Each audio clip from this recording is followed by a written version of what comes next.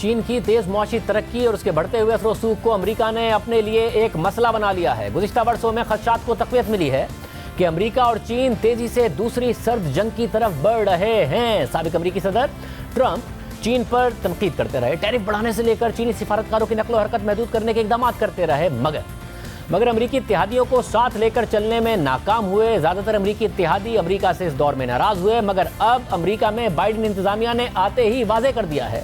کہ اس کا فوکس بھی چین کے بڑھتے ہوئے معاشی اور سفارتی اثر و رسوخ کو کم کرنے پر ہے۔ یعنی ترجیح وہی ہے جو ٹرمپ انتظامیہ کی تھی، مگر طریقہ کار مختلف ہے۔ صدر ٹرمپ نے امریکی اتحادیوں کو ناراض کیا، جبکہ صدر بائیڈن یہ جنگ اپنے اتحادیوں کے ساتھ لڑنا چاہتے ہیں اور اس کے لیے عملی اقدامات بھی شروع کر دیے ہیں، اور یہ عملی اقدامات ملٹری، سفارتی اور معاشی میدان میں ہر طرف نظر آ رہے ہیں۔ صرف یہی نہیں، چین نے دنیا کو جوڑنے اور اپنا اثر و رسوخ بڑھانے کے لیے one belt and one road کا جو پروجیکٹ شروع کیا، جس کا سی پیک بھی حصہ ہے، اب امریکہ اس پروجیکٹ کے مقابلے میں اپنا پروجیکٹ لانا چاہتا ہے۔ اور صدر بائیڈن نے یہ حکمت عملی G7 ممالک کے دیگر اراکین کے سامنے رکھی، جنہوں نے نہ صرف اس پلان کو منظور کیا بلکہ ان معاملات پر جن کے حوالے سے چین حساس ہے اس پر چین کی سرزنش بھی کی گئی۔ G7 ممالک کا دنیا کو درپیش مسائل سے متعلق کل 3 روزہ اجلاس ختم ہوا اور حیران کن طور پر اس اجلاس میں چین کے ساتھ مقابلہ کرنے کے حوالے سے حکمت عملی بھی زیر غور رہی۔ G7 ممالک نے چین کی مسلمان آبادی پر مشتمل صوبے شنجانگ میں انسانی حقوق کی خلاف ورزیوں کے خاتمے، ہانگ کانگ کی خود مختاری اور تائیوان کے امن اور استحکام پر زور دیا۔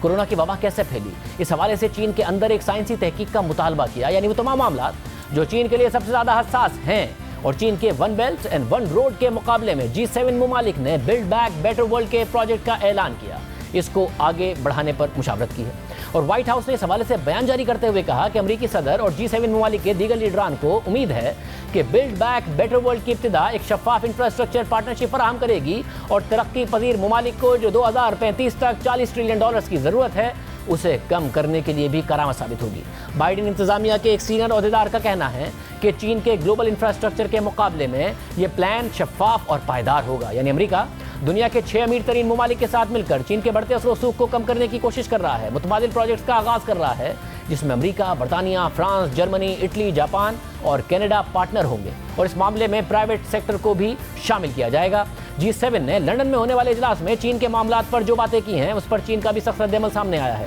لندن میں چین کے سفارت خانے نے اس معاملے پر برہمی کا اظہار کرتے ہوئے موقف اختیار کیا کہ چین شنجانگ، ہانگ کانگ اور تائیوان کا تذکرہ کرنے پر مطمئن نہیں، جس میں حقائق کو توڑ مروڑ کر پیش کیا گیا، جس سے کچھ ممالک کی بدنیتی واضح ہو گئی ہے، جیسا کہ امریکہ کی۔ چین اس کی مخالفت کرتا ہے۔ بیان کے مطابق چین ایک امن پسند ملک ہے اور تعاون کی وکالت کرتا ہے، لیکن اس کی حدود بھی متعین ہیں۔ چین کے اندرونی معاملات میں کوئی مداخلت نہ کی جائے، اس کی شہرت کو نقصان نہ پہنچایا جائے اور اس کے مفادات کی خلاف ورزی نہ کی جائے۔ ہم اپنی قومی سالمیت اور اس کی سیکیورٹی اور ترقی کے مفادات کا دفاع کریں گے اور ہر اس ناانصافی اور خلاف ورزی کے خلاف لڑیں گے جو چین پر نافذ کی جائیں گی۔ یعنی اس پوری پیش رفت پر چین کا سخت موقف سامنے آیا۔ واضح طور پر لگ رہا ہے کہ چین کے ساتھ امریکہ اپنے اتحادیوں کے ہمراہ ایک نئی سرد جنگ کی طرف بڑھ رہا ہے، کیونکہ چین تیزی سے امریکی معیشت سے آگے نکلتا نظر آ رہا ہے۔ BBC میں شائع ہونے والی خبر کے مطابق کورونا کی وجہ سے چین کی معیشت پہلے کے مقابلے میں جلدی یعنی 2028 تک امریکی معیشت کو پیچھے چھوڑ دے گی۔ رپورٹ کے مطابق چین کی معیشت، جس کا دنیا کی معیشت میں سن 2000 میں صرف 3.6% حصہ تھا، اب اس کا حصہ 17.8% ہے اور 2023 تک چین ایک ہائی انکم اکانومی بن جائے گا۔ چین کے اس معاشی چیلنج سے نمٹنے کے لیے بائیڈن انتظامیہ نے سینٹ میں $250 ارب کے ایک بل کو سپورٹ کیا ہے، اور اس بل کے مطابق چین کا مقابلہ کرنے کے لیے ریسرچ، ڈیولپمنٹ، ٹیکنالوجی یعنی مختلف شعبوں سے لے کر معاشی میدان میں امریکہ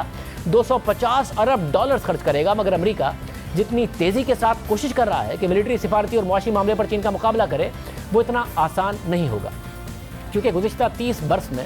چین کا فوکس اس کی معیشت پر رہا ہے۔ برآمدات میں اضافے سے معاشی ترقی کرتا رہا اور پھر برآمدات سے کمائے گئے ہزاروں ارب ڈالر سے دیگر ممالک میں سرمایہ کاری کرتا رہا، انہیں قرض دیتا رہا، اور یہ سب کچھ کرتے ہوئے چین نے سرحدی اختلافات کو بھی کنٹرول میں رکھا۔ تنقید ہوئی تو کبھی جواب دیا، کبھی نظر انداز کیا، مگر فوکس معاشی ترقی، برآمدات اور سرمایہ کاری پر ہی رکھا، جس کی وجہ سے خطے میں وہ ایک خاص مقام بنانے میں کامیاب ہو گیا۔ کئی ممالک اس پر انحصار کرنے لگے، اس لیے ماہرین کا خیال ہے کہ اگر امریکہ کی چین کے ساتھ سرد جنگ نے شدت پکڑی تو اس کا اختتام پہلی سرد جنگ کی طرح نہیں ہوگا، کیونکہ پہلی سرد جنگ میں مغربی ممالک اور سوویت یونین کا ایک دوسرے پر وہ معاشی انحصار نہیں تھا جو چین کا ہے۔ چین کی تو G7 ممالک سمیت دنیا بھر میں سرمایہ کاری ہے، برآمدات ہیں، درآمدات ہیں۔ چین مغربی دنیا کی بڑی بڑی معیشتوں کو اور بڑی بڑی کمپنیوں کو اور ساتھ ہی امریکہ کے تمام بڑے اتحادیوں کو را مٹیریل سپلائی کرتا ہے، یعنی خود چین دنیا کی دوسری بڑی معیشت اور ایکسپورٹر ہونے کی وجہ سے مغربی دنیا کے معاشی نظام کا بہت اہم حصہ ہے اور دنیا کے کئی اہم ممالک اس پر انحصار کرتے ہیں۔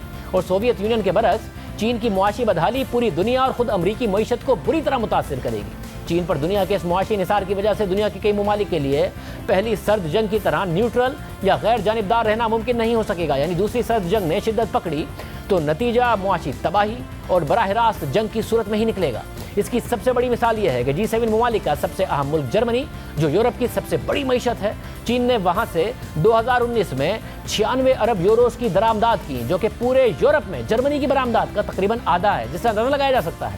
کہ جرمن انڈسٹریز کا چین کی معیشت پر کتنا انحصار ہے۔ صرف یہی نہیں، جرمن کار بنانے والی کمپنی واکس ویگن نے 2017 میں 42 لاکھ گاڑیاں چین کو بیچیں۔ اگر صرف ایک جرمن کمپنی ڈوئچے ٹیلی کام کو یہ کہا جائے کہ وہ چین سے سامان خریدنا بند کر دے تو صرف ایسا کرنے میں 5 سال لگ جائیں گے اور اربوں ڈالرز کا نقصان الگ ہوگا۔ اس لیے چین سے لڑائی یورپ کی سب سے بڑی معیشت جرمنی کے مفاد میں نہیں ہے۔ صرف یہی نہیں، لاطینی امریکہ کے بھی بہت سے ممالک کا حیران کن طور پر جھکاؤ چین کی طرف ہے۔ چلی، جو کہ لاطینی امریکہ کی بڑی فری مارکیٹ اکانومی ہے، وہ چین کو اپنا سب سے بڑا تجارتی پارٹنر سمجھتا ہے، درآمدات میں بھی اور برآمدات میں بھی۔ اس کے علاوہ چین کے صدر نے دی بیلٹ اینڈ روڈ انیشیٹو کا دائرہ کار لاطینی امریکہ تک پھیلا دیا ہے، جس میں 20 میں سے 16 ممالک شامل بھی ہو گئے ہیں۔ پہلے ارجنٹینا کا سب سے بڑا تجارتی پارٹنر برازیل تھا، مگر اب چین ہے۔ ارجنٹینا کے صدر البرٹو فرنانڈیز کے مطابق تجارتی تعلق کو نظریات سے ہٹ کر دیکھنا چاہیے۔ برازیل، جس کے صدر چین کے خلاف یہ بیان دیتے رہے ہیں کہ چین دنیا پر غلبہ حاصل کرنا چاہتا ہے، لیکن دوسری طرف برازیل کی چین سے برآمدات میں گزشتہ سال اضافہ ہوا، جو کہ چین پر اس کے معاشی انحصار کا واضح ثبوت ہے۔ لاطینی امریکہ کے ملک ایکواڈور کے قرض کا 1/3 حصہ یعنی 18.4 ارب ڈالرز چینی بینکوں سے لیا گیا ہے۔ خطے کے دیگر ممالک میکسیکو اور وینزویلا بھی چین کے ساتھ مضبوط تجارتی تعلقات چاہتے ہیں اور رکھتے ہیں، یعنی لاطینی امریکہ جو کبھی امریکہ کے قریب تھا اب چین کے قریب ہے، جس کی واضح مثال تائیوان کے مسئلے پر پیناما، ڈومینیکن ریپبلک اور ایل سلواڈور کا چین کی طرفداری کرنا ہے، یعنی معاشی تعلق سے چین کو سیاسی رسوخ بھی حاصل ہوا ہے۔ اس کے ساتھ ساتھ افریقہ میں بھی چین کے معاشی رسوخ میں بے پناہ اضافہ ہوا ہے۔ جان ہاپکنس یونیورسٹی کے ڈیٹا کے مطابق افریقی ممالک نے 150 ارب ڈالرز چین سے قرض لیا ہے، جو کہ ان ممالک کے ٹوٹل بیرونی قرضوں کا 20% ہے۔ کائل انسٹیٹیوٹ فار ورلڈ اکانومی کے مطابق حالیہ سالوں میں چین کی طرف سے قرضوں کی مد میں IMF، ورلڈ بینک اور پیرس کلب کے قرضوں کو ملا کر بھی زیادہ قرض دیا گیا ہے، اور یہ اس کے باوجود ہے کہ چین کی طرف سے ترقی پذیر ممالک کو دیا گیا 50% قرض تو سرکاری اعداد و شمار میں ظاہر ہی نہیں کیا جاتا، یعنی چین اس وقت دنیا کے ممالک کو سب سے زیادہ قرض دینے والا ملک ہے۔ اسے چین کی مضبوط پوزیشن اور اثر و رسوخ کا اندازہ لگایا جا سکتا ہے۔ چین نے اقوام متحدہ کے مختلف اداروں میں اپنا اثر و رسوخ دکھانا بھی شروع کر دیا ہے۔ جہاں امریکہ پیچھے جا رہا ہے، وہاں چین آگے جا رہا ہے۔ مغربی ممالک کے لیے اس کی وارننگ 2017 میں نظر آئی، جب ورلڈ ہیلتھ آرگنائزیشن کی سربراہی کے لیے امیدوار کو چین کی پشت پناہی والے ایتھوپین امیدوار نے بری طرح شکست دے دی اور doctor Tedros World Health Organization کے سربراہ منتخب ہو گئے۔ چین کو خود اقوام متحدہ کے 15 میں سے 4 اداروں کی سربراہی ملی، یہاں تک کہ چین نے اقوام متحدہ کی ہیومن رائٹس کونسل میں بھی اپنا اثر و رسوخ بڑھا دیا ہے اور اس کا ایک متحرک ممبر بن گیا ہے۔ صرف یہی نہیں، مغربی ممالک نے چین میں مسلمانوں پر ہونے والے مظالم پر جولائی 2019 میں قرارداد ووٹنگ کے لیے آگے بڑھائی تو صرف 22 مغربی ممالک نے اس قرارداد کا ساتھ دیا جس میں چین پر تنقید کی گئی تھی، جبکہ 50 سے زائد ممالک نے اس کی مخالفت کی۔ اور اس صورتحال کو مد نظر رکھ کر ماہرین کا خیال ہے کہ امریکہ کی خام خیالی ہے کہ اکثر ممالک چین کے خلاف امریکہ کا ساتھ دیں گے، یعنی اگر دوسری سرد جنگ ہوتی ہے تو اس کے نتائج اور اثرات پہلی سرد جنگ سے زیادہ مختلف اور زیادہ خطرناک ہوں گے اور اس کا نقصان یک طرفہ نہیں ہوگا۔